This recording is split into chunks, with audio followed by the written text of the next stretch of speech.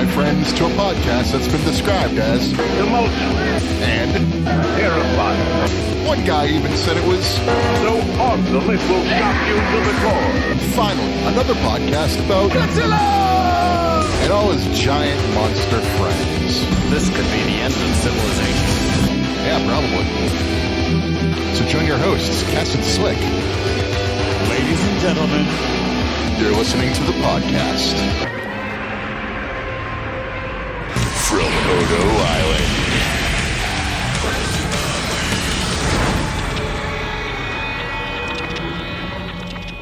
Welcome to the podcast from Odo Island. Follow us on the internet at Odo Island Pod. I am KES, and with me as always is a man who always finishes everything he... Slick, how you doing? Heyo, that was good. That was good. Little 30 Rock joke for you. Yeah. I have not seen it, but I've heard it enough references from you that I got it. We are on episode 101 proof this week. Yes. We have Shin Kamen Rider as our main topic, but before that, any news you want to lay on me? I'm back from Japan. I know that. I'm trying to think if there is any other like really big news or just a recap in the kind of Japan travels. Is there any news? I don't think there's really any news. There's a little bit. There's something that I picked up on. Can you refresh me? It was the Hashi 35 trailer. It's like a kaiju movie that's coming out. There was no kaiju in the trailer at all. I have not seen this. Yeah, it was just people talking about it. I just randomly saw it posted on the internet and was just like, I'll give it a try. And it was just kind of like teaser trailer, to put it mildly, because again, all you see is like a poster of the monster, which kind of looks like a gold Godzilla a little bit. And then the trailer had no There's monster. a lot of indie. I assume this is like an indie movie or something. Yeah, okay. Yeah. Seems like there's a lot It's of like like a Japanese made. indie kaiju movies coming out now. That's cool. That was like the only real big thing that I saw that I was like, maybe he knows about this, maybe not. Yeah. Sometimes like the indie movie stuff kind of slips past my radar. I'm not like, a snob to that stuff or anything. It's just sometimes like I just don't do the best job like paying attention to stuff like that. Yeah, me neither. Because you never know. Like I feel like I feel like some of this stuff, it's like you don't know if it's going to be like, is it going to be Howl from Beyond the Fog quality, or is it going to be what the fuck was it, Rhaegar, the god monster or whatever? Like, so I just kind of go like, you know what, it's going to come out, and like I'm going to kind of hear the buzz one way or the other, and I'll do that. That's how I'll approach these movies. So, because more often than not, they are not Howl from Beyond the Fog. Yeah. So, no, I don't think I got any other really notable news. Anyway, no, I take it back. We're about a week away from the Kong animated show, which might be our episode next, our next episode, if that all drops in one day or something like that. We got another trailer for it. I think it looks like a Saturday morning cartoon. Yeah, I'm good for it. I'm gonna watch it. Yeah, Nothing better to do. Did you finish watching this season 3 of Ultraman? No. Oh, gotta get through that. I could see what you mentioned that, like, it seemed like the fights were more like live action-y. Mocapped, yeah. I could definitely see what you're talking about. Yeah. Because I did start to watch it, but I didn't get very far. Not all of them, but a lot of them seem mocapped, and it's like when they are, it's like you just think like, wow, like there's a real step up in quality here in the animation of these fights. So I think the Kong animated show is looking good. I think it's going to be a Saturday morning cartoon. That's quite all right with me. I saw some people trying to have some very serious takes on this animated cartoon trailer, and I said, you just gotta lighten up a little bit. Just gotta lighten up a little bit. Just have some fun. You're gonna get Kong.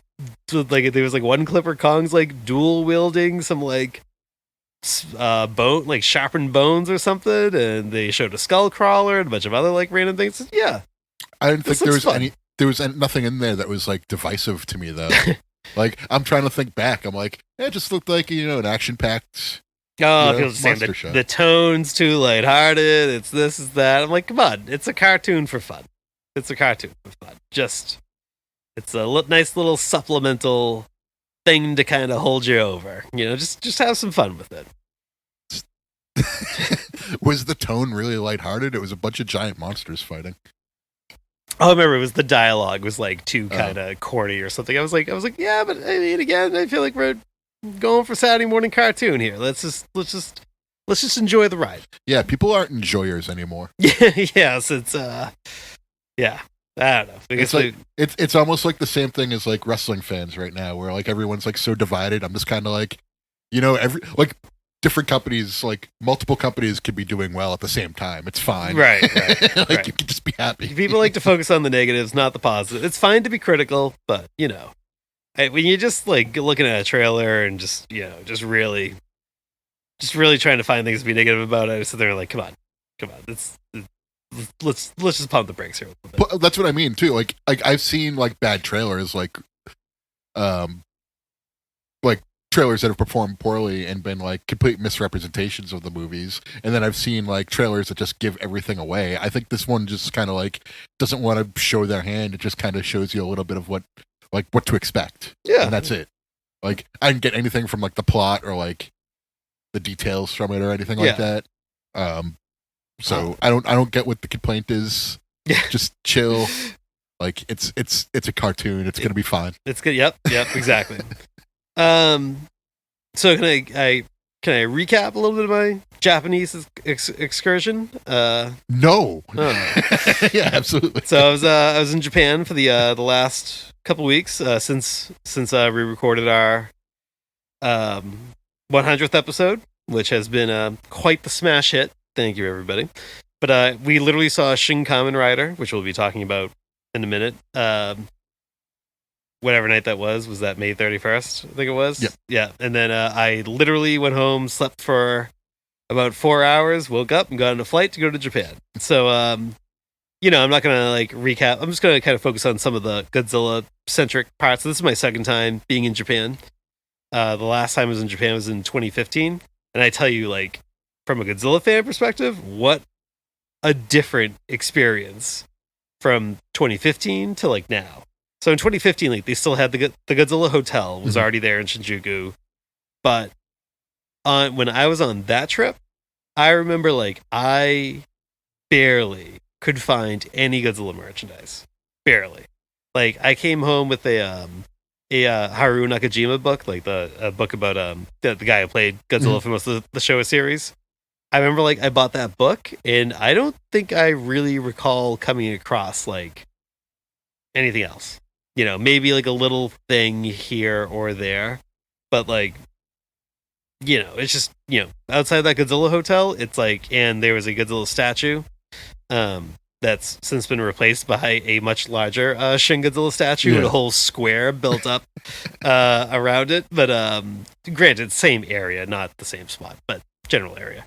But going back there now, it's like everywhere I turned, like Godzilla was like everywhere I turned. It was just, here's like vending machines are wrapped in like Godzilla graphics now. Like, there's and I'll kind of go into the Godzilla stores in Tokyo and Osaka. Like stores are just selling Godzilla merchandise like everywhere, or there's the Godzilla energy drinks. Like, just a whole, like people walking around wearing Godzilla t-shirts and stuff like that. Didn't see any of that. Like, it's just, Godzilla is just so, to me as an outsider looking at this, I was like, wow, he's very much like back in the, the public space here. And Ultraman too. Like Ultraman's always been huge. But it was, I saw way more Ultraman stuff than I saw, the first time I was there, and definitely saw way more Kamen Rider stuff than, the first time I was there. But those have always been big properties. But yeah, like Godzilla was just, it was like I could throw a stone and hit something Godzilla related. It was awesome. Fucking loved it. It was great. And then plus like Japan, like the people in Japan are just so friendly and patient and accommodating with Not like with here on tourists. Rhode Island. I think Odo Island is a peaceful place, but maybe not the bigger territory it lives in. I'll tell you, I could tell really quick when I landed back in the States. the tonal shift was there, but no, I mean, just as like everybody I encountered in Japan, like strangers are just so willing to help you and be patient with you, and accommodating, and just it was a pleasant experience. But anyway, so I guess the two Godzilla stores. That's kind of, I guess, I'll not so much what I bought, but the stores themselves. So the one in Tokyo, it's in Shinjuku, was the first one. I actually thought it was like a store. I mean, it's a store, I guess, but it's like you kind of go into the first floor of this like kind of shopping mall type thing, and it's just like stores just kind of have like spaces on the floor. Like it's like basically four stores occupy like the four corners of the first floor. Yeah. So I was like, I kind of walked in and going like, oh, okay, so it's just a corner of this floor, a decent sized corner, but a corner nonetheless. Mm-hmm. But still really cool. It's packed with figures, jackets that like are straight out of the fucking Ed Hardy douchebag era. Miscellaneous items, like some stuff I hadn't seen. There was like some Godzilla versus Kong like stampers and stuff like that I hadn't seen anywhere else. Really cool. But then the Osaka one is newer, and when I went to the Osaka one later in my trip, kind of almost a sort of same setup, except now it's not a corner. Now it's like a pretty decent sized, rectangular space. But like the Osaka one is like, it's got a giant like Godzilla statue right in the middle of it. There's TVs that are just playing Godzilla movies nonstop, which the Tokyo one didn't have. Much more cool, like red and black, like color scheme going on, and a little bit wider variety of merchandise. It's the Wolfpack store. In that one too. Yeah, it was it was really cool. I like walked in like thinking it was gonna kind of just be the same as the Tokyo store, but wanted to check it out anyway, and I was like, oh no, this is like considerably different, and really, really cool space. And then I didn't know this, there was like an Ultraman store like right around the corner, and so I popped in there too, and it was also kind of a similar setup to the Osaka Godzilla store. And maybe I'll have more to say about both of those places when we get to purchases. Ooh. Foreshadowing is a literary device. So yeah, that was my trip. It sounds like you had a great time. I'm very jealous. I'm glad you're back though. I had a great time, but after about like, I was there for almost 2 weeks, and I'm kind of the type, even though I enjoy traveling, after about like 11 days or so, like I do kind of get homesick, and I just like to kind of get back to like my old routine. You would not be a very good main character in the Odyssey. No, I would not. I would not. But no, like I said, if you've never been to Japan, you should absolutely go. And the people are fantastic. From a food standpoint, it's this Japan and Barcelona in Spain are like my top two food places on the planet. Yeah, I do have the intention of going to Japan soon, within the next couple years, right around the beginning of the year. It's a big event at the Tokyo Dome that I kind of want to experience live. Of course, being New Japan Pro Wrestling's Wrestle Kingdom. Yeah, yep. I've always kind of wanted to do it. And yep. I feel like either this year or next year, I feel like I'm going to pull the trigger. Absolutely, you should. Yeah. Plus, I mean, like, I've always wanted to go to Japan. Yeah. It's a fantastic place. Yeah. So, more on that later. But anyway, anything else you want to discuss before we jump into it? No, it's Kamen Rider time. All right, baby, let's go. Shin Kamen Rider. This is my first experience with anything to do with the property. I like how you keep saying Kamen. Yeah, because of the islands. I don't mean to do that. That was by accident. Shin Kamen Rider. My first experience with anything was this movie. Like, oh, did you never see Masked Rider on TV when you were growing up? Yeah, nothing. No. Yeah. So this was just, I went completely dry, intentionally too, and I'll spare with my overall reactions, but like I was very happy watching this. Yes. Yeah, I thought it was like right from the get go. It starts with Kamen Rider, kind of transform. He's already become Kamen Rider. Yeah. We don't know right off the bat. Like him and Ruriko are being pursued by Kumo and the other members of Shocker, and then we just get this like totally ridiculously awesome fight scene of Kamen Rider just like I was just like blown away. it's just punching people, they explode in like buckets of blood, and Right. I was like, there is like a scene that is kind of referencing in like I think it's like the second episode of the original Kamen Rider show, but obviously not to like this detail. And it's like the first like 4 minutes he's just like beating people up, they're exploding in buckets of blood, and I was like, oh, it's like, this is fantastic. Yeah. What a start. Oh yeah. Do you want to talk about the theater experience we had, or do you want to set the table? I'll do a quick table set. And it's not too much because it's a fairly fresh movie. So I mean, just really quick, not a lot of lag time between this coming out in Japan and coming out here. This came out in March of 2023 in Japan, and was released in the US in May. Hideaki Anno, the Evangelion, Shin Godzilla, the Shin universe, I guess we'll say, spearhead. He went back to writing, and he wrote and directed this one, with Shin Ultraman. I think he just produced it and helped write it. But this was originally supposed to come out in 2021 to be the 50th anniversary of the original Kamen Rider series, which this is based on. But COVID obviously delayed that. But it also gave him like 2 more years to kind of like polish things up. And so we got it. We got it in 2023. But I didn't realize this with Shin Ultraman, but apparently in both Shin Ultraman and probably a little bit more so in this movie, for like an artistic choice, a bunch of scenes were kind of shot they were shot with iPhones and GoPros to give it like, just like a little bit more of a unique look. And like now I'm kind of actually thinking like there are probably parts like that opening scene, the fight we were just talking about, that were probably shot with like iPhones or something to give it like a grainier, rougher look probably. So really coll decision to do that. I think it's subtle, but I think it like works really well. So that's all I was gonna do to set the table. This was a big hit in Japan. I have not seen anything about the numbers and how it did in the US, but the theater we were at was pretty much full. Yeah, it was the most full. It was more full than it was for Shin Ultraman. Yeah. I don't know if they did less theaters or not, but nationwide. But assuming it seemed like every theater was pretty much packed for this. So good. So the table has been set. Yeah.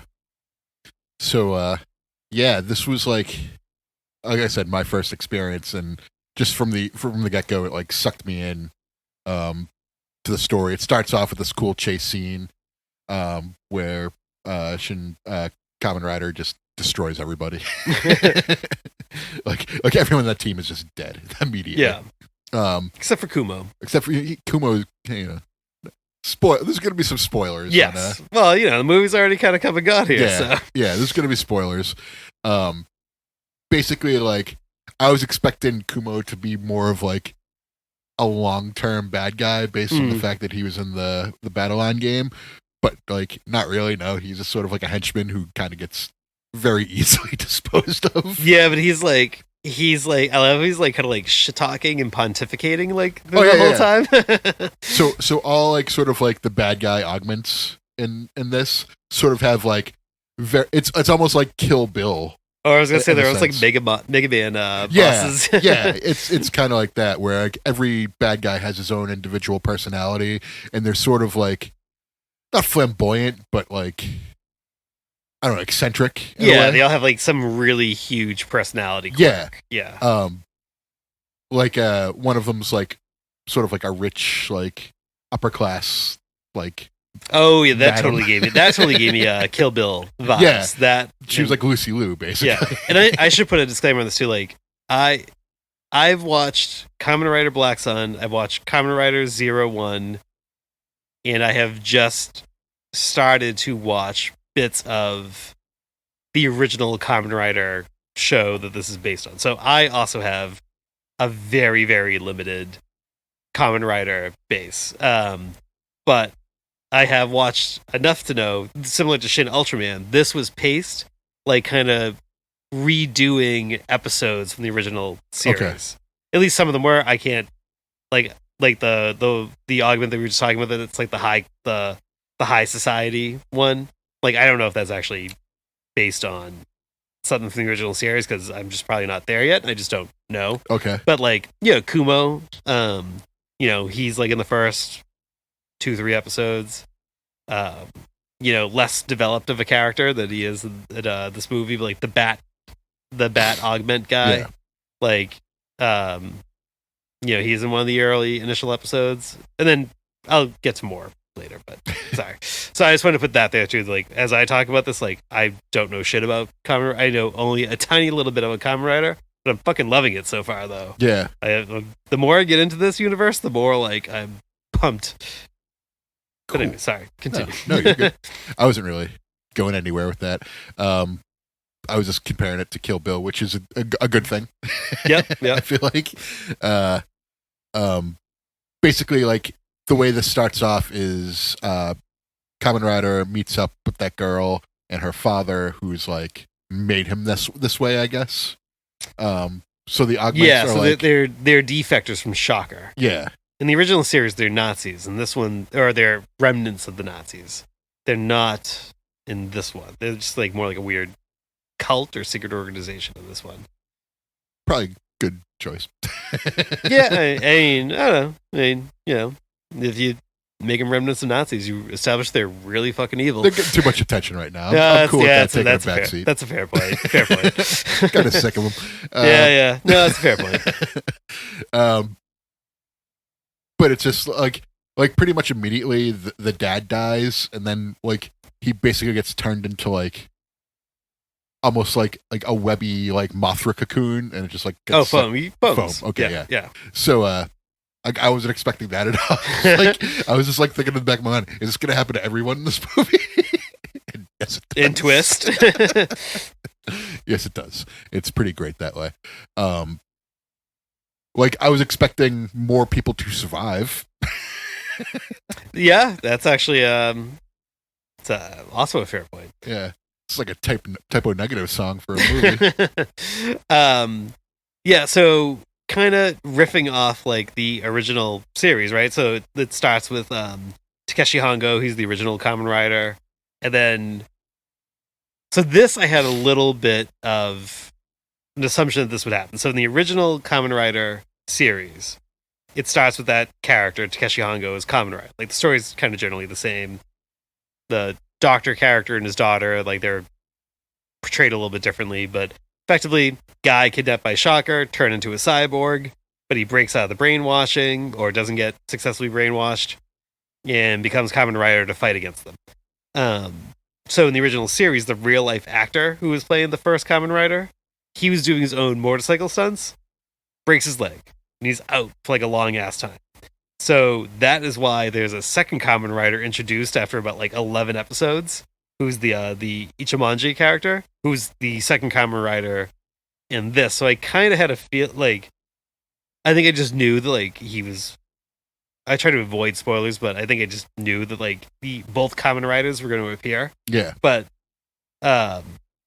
was that, what did you think of that? Like them like just introducing a second Kamen Rider like So I saw halfway through the movie? I saw photos before the movie, or like after the movie came out in Japan, but before it came out over here.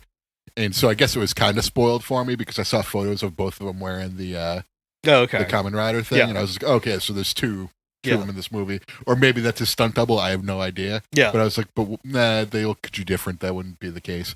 And yeah, I was right. I was just like, all right, but you know, I don't know anything based off the source material to like hate this for, so I don't hate it. Yeah, I mean, I guess from like a story, because like from a storytelling standpoint, it's kind of it's not often that you have a story like this where like a second main protagonist is introduced so late and arguably kind of becomes the main protagonist. Yeah. You know?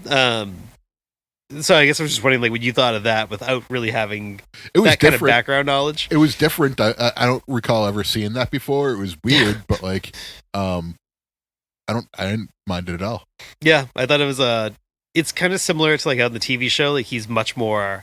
The second Kamen Rider is like so much more lighthearted than Hongo is. Yeah, and that's kind of like how the original show is. Like once they bring in Ichimonji like to become Kamen Rider, the show gets like, in my opinion, it gets a lot better. It becomes a little bit more.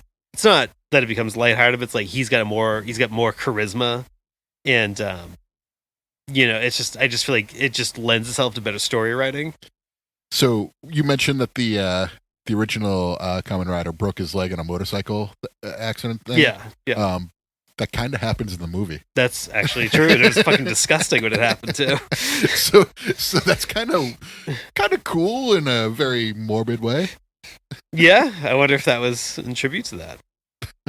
Yeah, tribute to a horrible reference. I should have said reference, not tribute. But yeah. So where was I going with that? But I think what's another topic we can kind of address here? I guess kind of reset. Like, oh, we didn't talk about Takibana, the Takibana character, the guy who's in every single Shin movie. Yeah. I think you and I both when you cackled when he came on screen. Yeah, well, I knew who he was, and I was like, there he is. And then you go, it's the guy. Like, it popped me. I was happy. It's just, and I like how, I mean, it's clearly done just so deliberately, intentionally at this point. It's like he always gets like a dramatic reveal. Yeah. When he first appears in Shin Ultraman, and then like when he first appears here, it's just like, he just doesn't like walk onto screen. It's always like a little bit of like a dramatic turn or something like that, just so you can go, there he is. Yep. He's tying this whole universe together in some weird way. He is, and this time he wasn't alone. He had a heater with him. Oh yeah. He played like, even though it's like he's always in a different role, it's like the character's personality is almost always the same. Kind of like very just matter of fact, like stone cold serious. Just he's just like he's an empty suit. He's the bureaucrat character. He's the enforcer of the government's wishes in these movies. Yeah, exactly. And he has his right hand of destruction with him. Yeah. There's one part in this movie. It's like the only augment that the Kamen Riders don't fight is the Scorpion woman augment, which I actually thought like that whole scene was like ridiculous. Like she gets like in a fun way, like she gets out of the limo, remember, and she's got like the other like shocker girls like with her and stuff like that. They're all like they're almost like kind of like going through this like fight scene, like some like crazy like dance music and shit like that. But then ultimately it's like the government agency that Takibana is part of, like they like just shoot, they just like a million of them just like fire at her and kill her, but he's like kind of watching it in the computer just like stone faced, and he's like, all right, got her. I was like, this guy. So like, plus the girl and her know each other, and they're like they didn't want to fight, like the Ruriko? Yeah. Yeah. She tried Ruri, I think she called her. I don't remember exactly what she called her. She had like a nickname for her. Yeah, I don't really remember. So it basically meant that like they were like they had a relationship, like they'd known each other for a while and they were close. Yeah. And so they didn't want to fight, and like they were just explaining each other, like they're explaining their stances to each other, and then like they just kill her, and they're like, "Damn it! Why'd you do that? She was my friend." Oh, also, like I feel like it was kind of glossed over, or maybe I just didn't do a good job picking up on it. But like, she was an artificial human; she wasn't a real human. Yeah. And at first, I didn't get that. Then there was some dialogue later. I was like, "Oh," I thought like she was like maybe like a weird like enhanced human or something, but no, she was like a straight up like artificially created human by the Doctor. But yeah, it kind of touches like there's a lot of like grim there's a lot of like grim plot elements here. Like nobody has like a happy story or really has like that much of a happy ending in this movie. Yeah. You know, it's like, you know, Hongo becomes Kamen Rider against his will, right? Obviously. Yeah. And then they're just like, okay, well, now you're this cyborg like killing machine now. And so now you just gotta like fight Shocker now. And then like every time he becomes Kamen Rider, he spends like the first chunk of the movie like, you know, basically he just kills everybody that he fights, and he's like, and then he kind of comes back to his he's like, he doesn't remember senses. doing it, and he's like all freaked out. And he's just got blood like all Yeah. over his hands. You know, he's just staring at the blood, and he's like just like fucked up from like what he's doing. Then like the second Kamen Rider kind of like, you know, used to be a journalist, like happy-go-lucky guy, becomes brainwashed like soldier of Shocker, breaks free of the brainwashing. He's like, well, guess I'm fighting them now. Rico's brother is the big bad. God, what was his name? I wrote it down so I didn't forget. Yeah, Ichiro is like the big bad. It's like Yeah. he's like another like kind of, you know, tragic, forced into like Shocker servitude character. They're just like the first Hongo and him die together at the end. Like he sacrificed himself to kill him. Like, Well, it kind of goes that way because like he's gonna die because like they broke his chair, which I guess was his power, and so he's going to die. But like they're trying to trap him in Hongo's helmet with his sister, so that they can like be together. And he like refuses. He's like, "Nah, I'm not doing that." And so they have like this like very sad they farewell. die in the cloud. And yeah, and then so Hongo is just like, "I'll die with you." like, I'm done. you It's know? it's grim, but like it works. Oh, it was well. it was just like everyone just kind of goes out except for the second Kamen Rider, and Yeah. he's just like sort of left to pick up the mantle and carry on the good work. But unfortunately, Hongo's spirit is in his helmet, so he's gonna talk to him in his head. Which Right. I was like, I don't know if that's like more fucked up or not fucked up. But no, it's, I mean, every death felt very impactful because like even though like nobody has like long monologues or anything like that, like everyone kind of speaks very efficiently and very matter of factly. Like these are very stoic characters, but yet they just did such a good job, I thought, Yeah. of like conveying their emotion. You know, there was a lot of weight whenever one of them died, in which everybody fucking dies. Like it felt like it meant a lot, in my opinion. Yeah, everyone except Kamen Rider 2 just dead.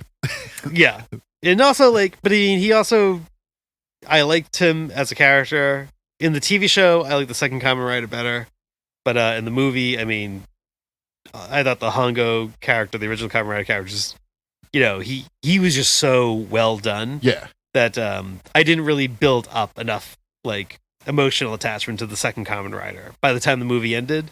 But apparently a sequel has been pitched. okay. And so, but you know, I feel like I thought he was at a good launching off point at the end of the movie. Plus, it's just like the action scenes. It's just so gory and Yeah. it's excessive. Like, and I like that a lot. It gave it a its own distinct style. It was excessive, but like never like, try the word. It was never like tasteless.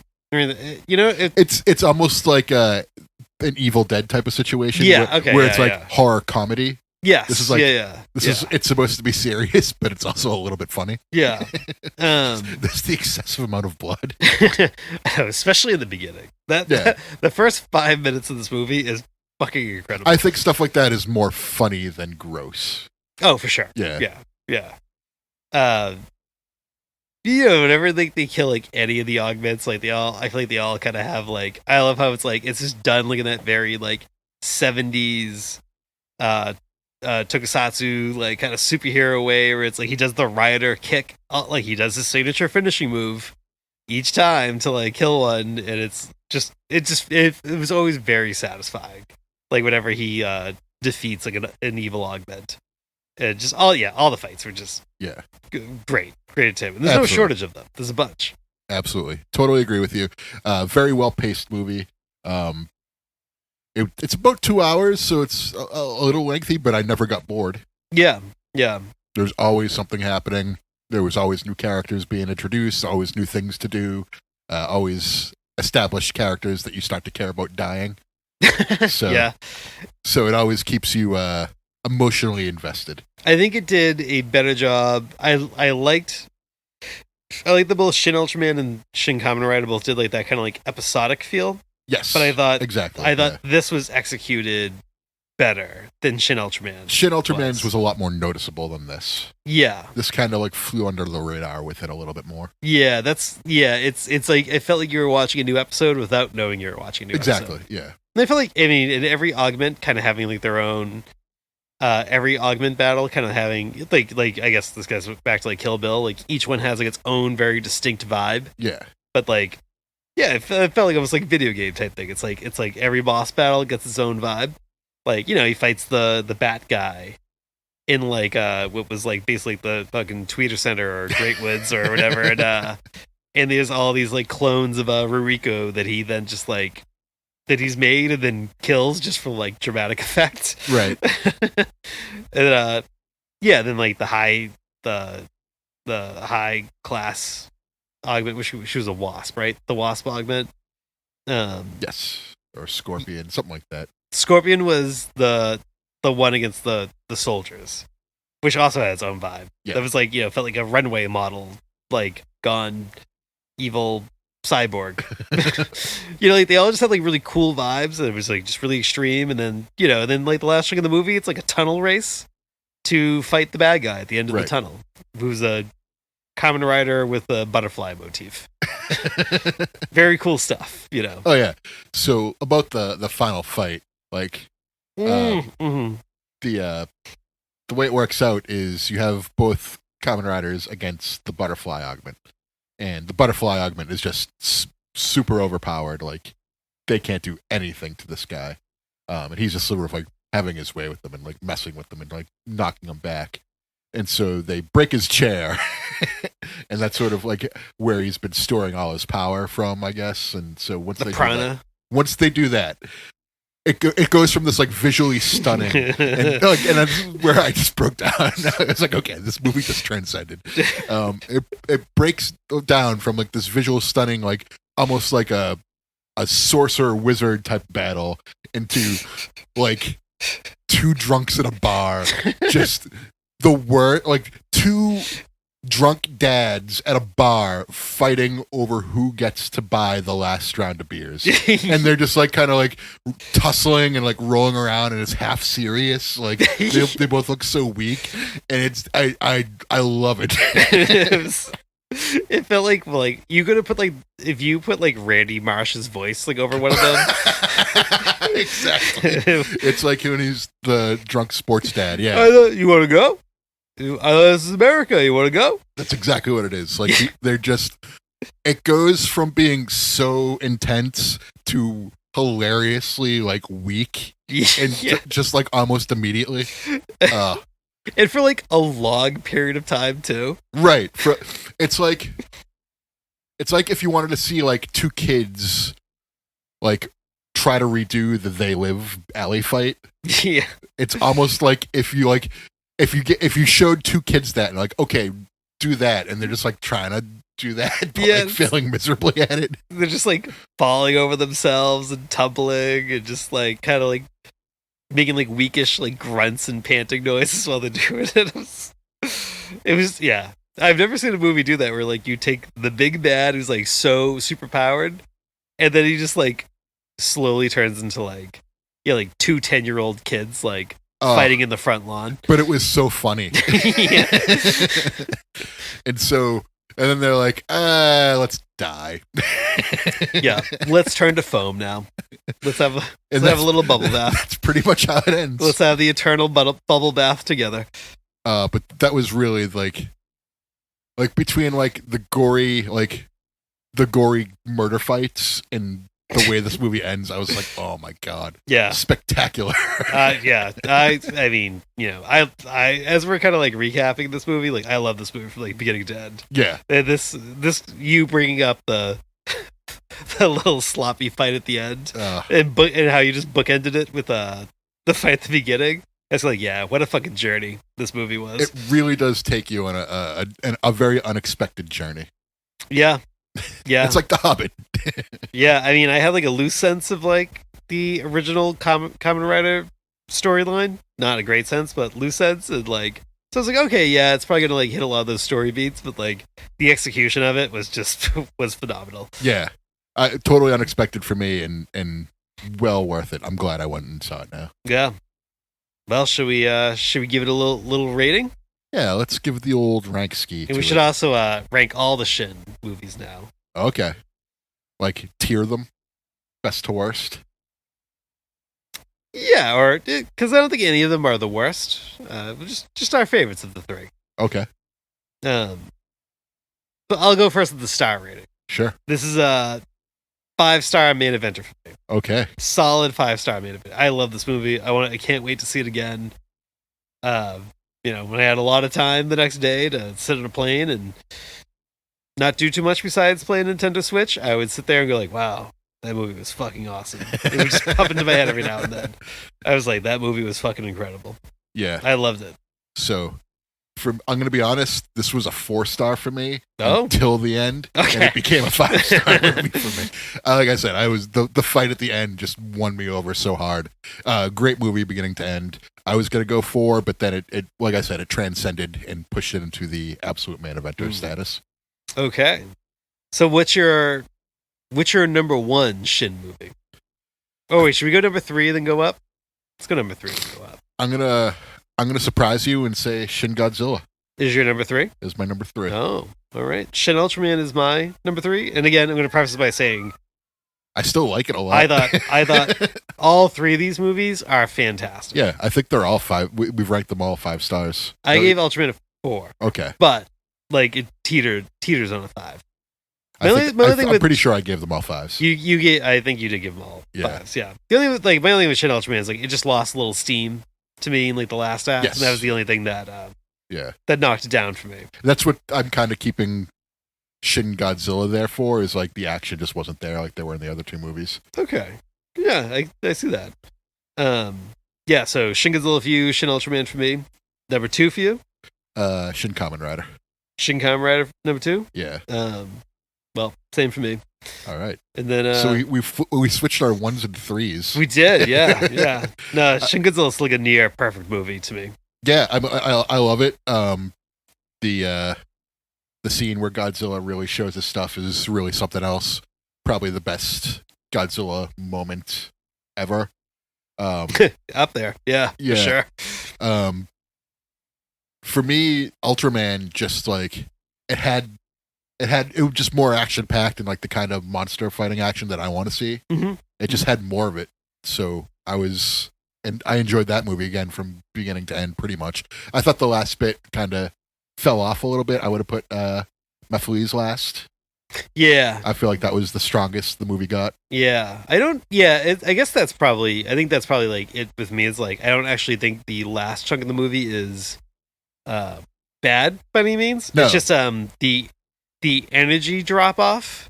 Yeah. Like it's just it's like the pace. It should have paced and ended at a higher or a more energetic point. Yeah. And like it kind of ends with like a lower energy story. I understand. Yeah. Like and that's where I kind of go like, oh, okay, it's kind of like brought me down a little bit. But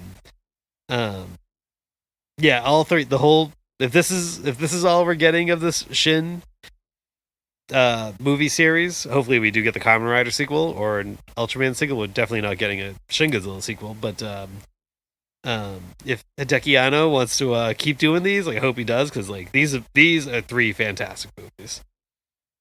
What if we do get the Shin Godzilla sequel along with like the new Godzilla stuff that they're doing? What if the next Shin movie is just like a collective of all 3 stories, and they could sort of wrap them all 3 up? Yeah, that'd be cool. I think there was an idea to kind of put Shin Ultraman in the same universe as Shin Godzilla, but there was like a weird rights thing that kind of prevented that. But I think I think what it is, like, I think all these are so good because like Hideki Anno is writing them, or he's like kind of like the creative mind behind it, and I think as long as he's involved with any future Shin series movies, I'm interested. yeah, like I feel like if you don't have him, and you just pass off to somebody else, like it's not going to be the same. Yeah. Because a lot of this is just like, yeah, he's just a fucked up guy, you know, like, and him being a fucked up guy allows him to write really compelling, good stories, and you know, it's like that old classic like Robin Williams skit from the 70s where it's like, you know, y'all need to keep a little bit of your madness.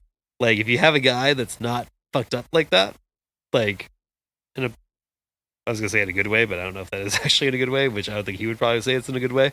But like if you don't have a guy like that to like kind of, or a person to do that with that mindset, like I think you're gonna lose something in what was created here. And so I just kind of hope he just kind of stays with it if they make more in this universe. Sure. So, but if not, you know, it's time to give somebody else creative direction too. Looking forward to it. Big things on the horizon. Yeah. So we both collectively really like this. Stay tuned for more.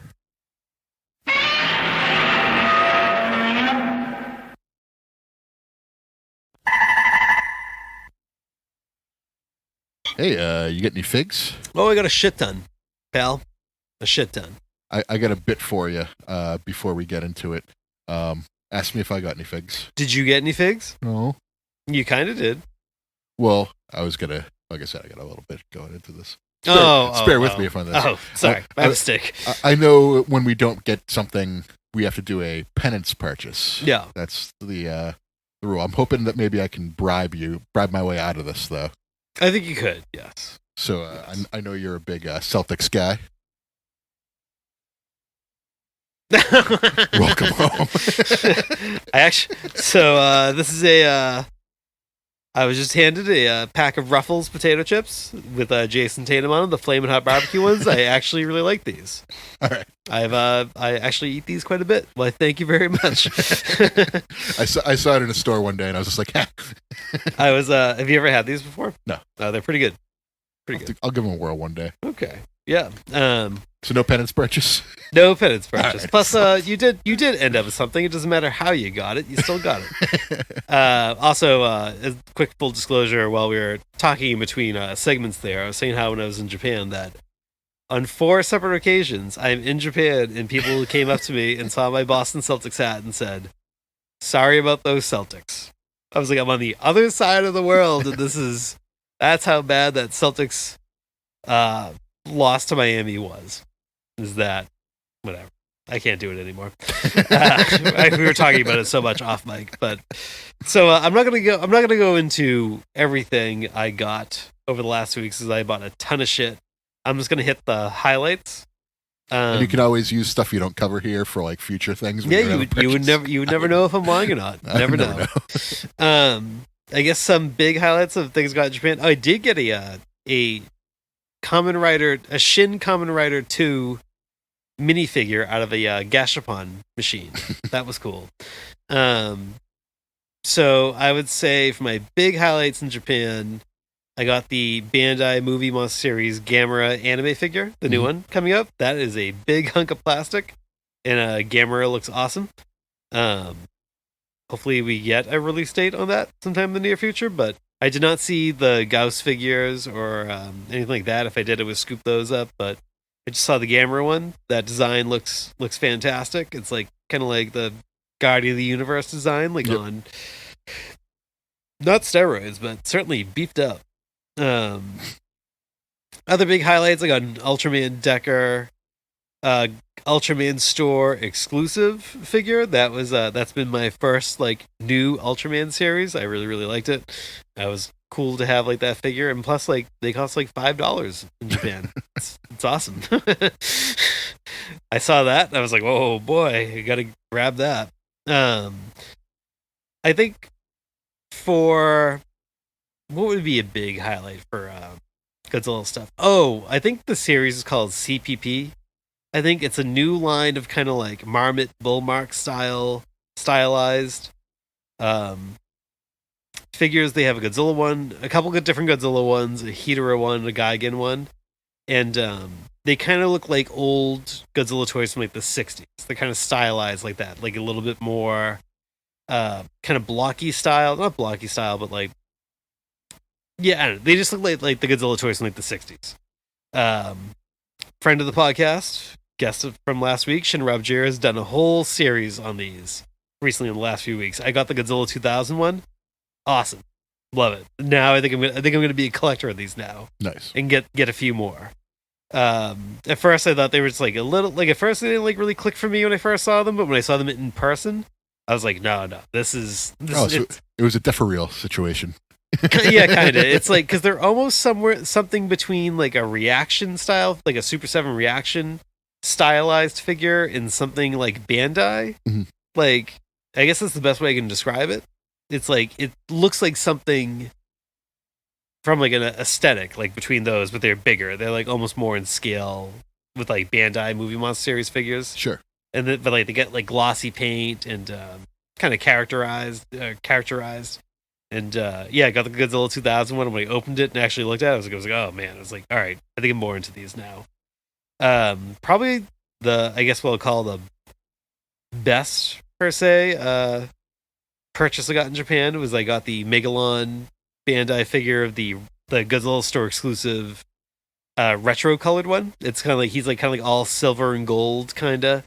That mold is already great, and it's just got like a wacky color scheme. I was like, well, this is pretty sick, and it's a Godzilla store exclusive, so that was cool. Yeah. But I'm not gonna say this is the best purchase, but when I came home from Japan, what was sitting on I was gonna say on my steps, but actually my mother brought it in for me because while she was checking out our cats, she was very good to take in the mail and any packages that were left out. I was worried that if I didn't tell her to look for Amazon packages when she came by, that I would have a whole bunch just sitting in the rain while I was gone.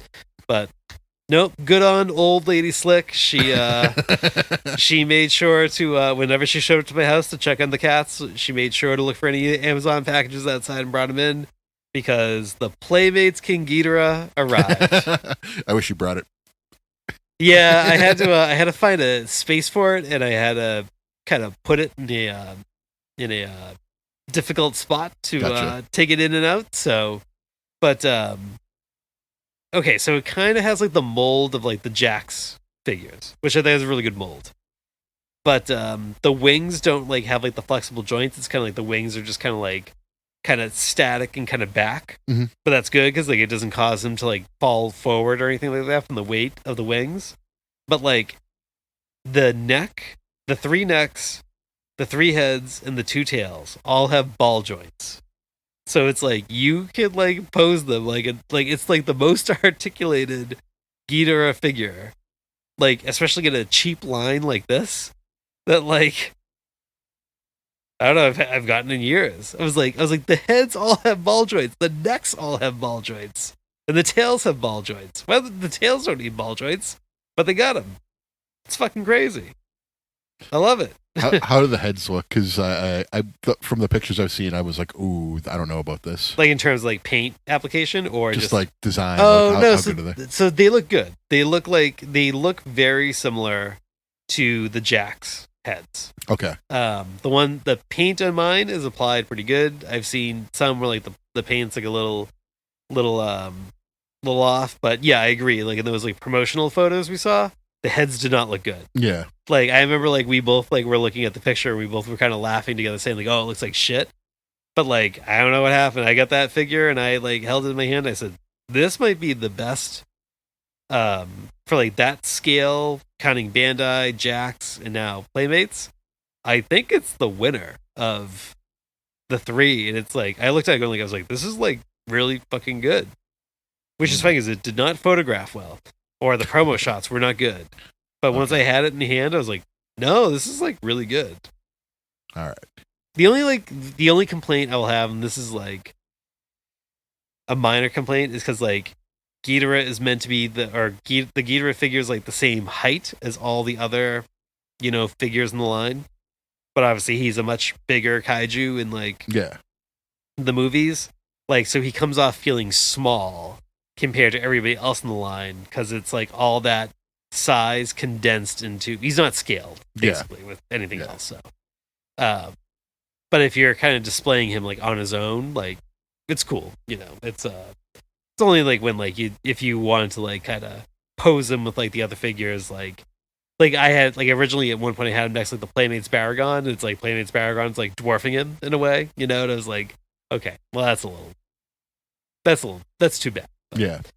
But no, great figure. I mean, you gotta like import it from like the UK via Amazon right now, so you gotta get it for like $30 instead of like $10. But I think it's actually now that I have it, I feel like it's actually worth that price. All right. So yeah, that was my review of that. Well, I didn't get anything, like I said, but you got me something. I did. So this is if you know anything about me, I'm more of the realistic collector. Like, this is pretty great though. If you're gonna go cutesy, go all the way. So you got me like this Chibi Godzilla. Yep, the Bandai Chibi Godzilla figure. It was I got it because you know, you have we didn't discuss it in the pod, but you have retired from Battle Line. Yeah. At least, but I was going to mention it, but yeah, they screwed up and didn't make Ghidorah available to me, and I was just like, I've played more of this game this month than I ever have, gotten more maps than I ever have, and no, nothing. Okay, I'm done. But I know, yeah, you know, and I didn't want to get into that part of it. At the time that I grabbed Chibi Godzilla, you were still playing, but even with your retirement, I thought it was fitting because I remember you kept saying that Chibi was good for you in the All-Star Battle events and the egg events, and I said, well, it was a good, like, when everyone launches Caesar, he's the big one. You throw Chibi in front of right before when he's about to attack your leader and get a big burst of damage, I would drop Chibi in there and he would absorb the blow for me. And I'm like, I've probably won like 10 matches just by doing that, like, one little move. So I thought, you know, whether it's to commemorate it can be a monument to your time with Battle Line. I was like, well, I got to get the Chibi figure. Yeah, no, that's good because when you launch it, it was like dun dun dun dun dun dun dun dun dun dun dun dun dun. I don't know. It's a realistic portrayal of Chibi Godzilla too. It's a realistic portrayal it meets of Chibi Godzilla. It meets the criteria for me. One other thing I want to do is you also got me this green tea matcha Kit Kat, and I want to do a live review, a taste review of this. It's all green too. It sure is. Good audio. Like it? Yeah, it's tasty. Yeah, I mean, if anyone out there has ever had the matcha flavored Kit Kats, like, I think they are incredible. You know, they're all over the place in Japan. A little hard to find in America, but they're becoming a little bit more prominent in America because they're fantastic. So, no, thank you. It's a nice little treat. Yeah. Everyone gets like a little weird to try the matcha ones, but then they have them. They're like, oh, you know, I mean, I was the same way too. The first time I had one, I said, oh, it's gonna be gross. I wasn't weird to try it. I was like, oh, interesting. Yeah, I'll give it a whirl. Yeah, I'm a worldly man with worldly tastes. I have one last thing from my Japan trip to kind of bring us home. All right. To kind of get your reaction to it, because I don't know if I actually put this in the group chat or not, because I drank about 1 million Asahis while I was gone. But my wife and I went to the Cup Noodle Museum. Yes. And you get to make your own cup noodles at the Cup Noodle Museum. It's a fantastic deal. It's free entry to the Cup Noodle Museum, and then to make your own cup noodles is a whole whopping $3 a person. Oh my god! What it basically works out to be $3 a person or $5. I don't remember. Either way, it was not more than $5. So you get to pick you get the noodles. There's no choice of noodles. You get your choice of broths. So it can be the classic, or the curry one, or the seafood one, and I forget what the third one was. Oh, it was like a chili powder one. And then there's about probably about like 12, 15 different ingredients. You can pick 4 to kind of make your own custom cup noodle. And I opted to go, I was calling it the breakfast sandwich cup noodle. So I went with the classic broth, but I went with cheese, eggs, chopped green onions, and it was like cubed. It was like a pork for like the meat. And I said, yeah. So I'm gonna make the breakfast cup noodles. I think it needs a little refinement, but it wasn't bad for the first go. Probably take those green onions out of there now. The problem wasn't the onions. The problem was that like the cheese really didn't taste like anything, which was a little unsettling. But oh yeah, that's right. You don't like onions. Yeah. That's right. Yeah. They're evil and trying to kill me. Yes, that's right. But I think I'm on to something with the beginnings of this breakfast sandwich cup noodles. Maybe you mix up the broth. I don't want to tell you what you're doing, but I would probably go with curry. Oh, listen, it's an experiment. Yeah. It's an experiment. That's what you're there for. It's a test kitchen. I'd probably start curry or chili. I actually went back and forth between the curry. Let's put it this: if I could make two, I probably would have done the same thing with the curry. But I was kind of like, I'm at the Cup Noodle Museum. I'm not going to do the classic broth. Like, for my first time, like, that felt a little weird, I understand. But it's like when you go, like, you also get to decorate your styrofoam cup. So, like, my wife and I drew, like, our cats all over it and shit like that. And it's like, you get to take it up. You give it to them, and it's like an assembly line. It's like, they have, like, a patented process of putting the noodles in the cup. They do that in front of you. Then, like, you pick out the items that you want. They pour them in. And then they like vacuum seal it, and then they put it like an oven to like make that vacuum seal like really stick to like the cup, and then you get this fancy little blow up bag to like take it home in, and it's great. I want to do that. It's funny because like there's nothing of interest really around the Cup Noodle Museum. Like we took like a 40-minute train ride just to get to the neighborhood like where it was. We like did that. We kind of like walked around a little bit and said, well, there's nothing else here, but it was totally worth it to do the Cup Noodle Museum. And then we went back. So, yeah, can't say enough good things about the Cup Noodle Museum. Just thought I would add that coming off the Kit Kat conversation. Who doesn't love a good cup of noodles, I unironically love cup noodle. No, I mean, like, I'm trying to think of anyone who wouldn't like it. Yeah, I mean... It's sort of like the baseline, anyone can get something out of this type of $1, $2 meal. Oh my god, yeah. It's like, I mean, yeah, it's super salty. Yeah, the noodles are a little gross. But it's so fucking good. I mean, like, I don't even think the noodles are that gross. Yeah, I mean, they're like a little... They're not, like, as good as they could be. Like, They're not the best you're going to find, but, like, for the butt you're paying, it's fine. Yeah, it's so efficient. It comes in its own cup. Yeah. It's great.